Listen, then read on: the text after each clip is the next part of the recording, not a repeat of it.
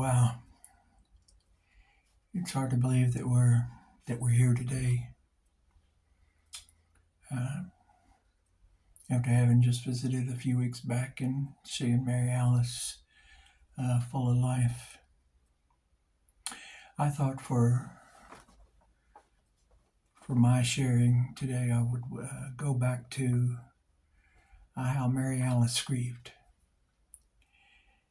and have that to instruct us how to grieve as well. One of the things that Maryalice did, I believe, was she would find a way to express grief and sorrow and probably joy and happiness as well in poetry.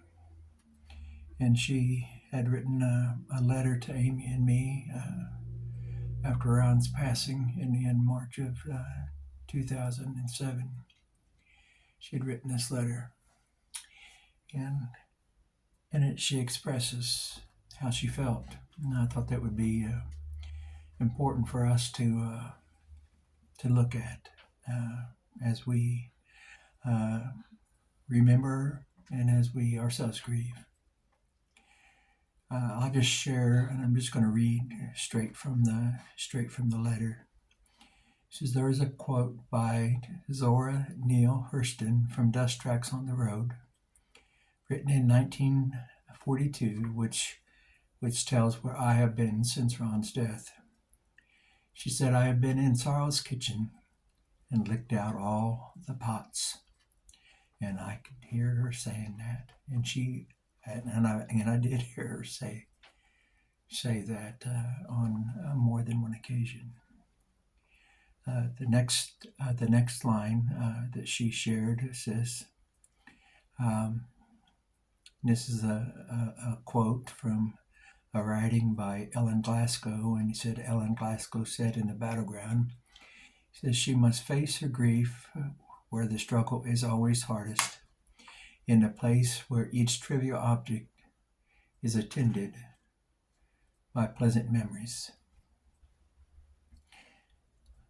And the last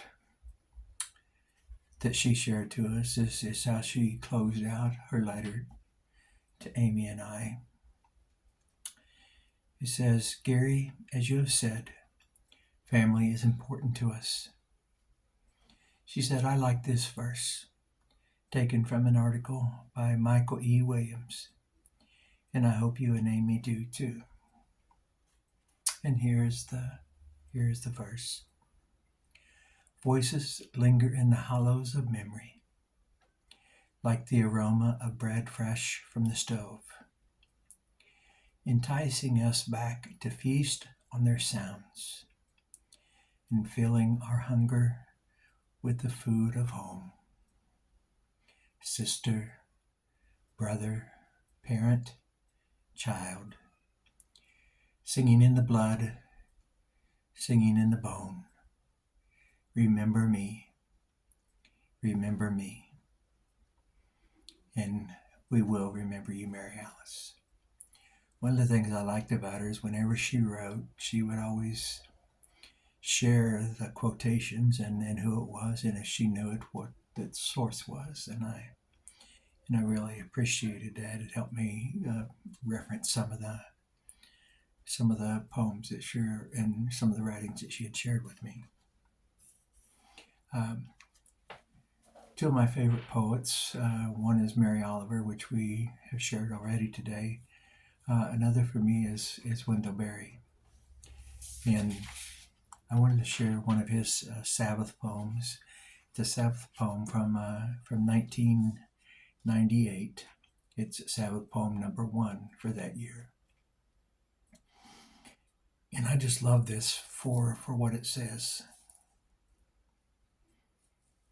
And that's so true. Whatever happens, those who have learned to love one another have made their way into the lasting world and will not leave. Whatever happens.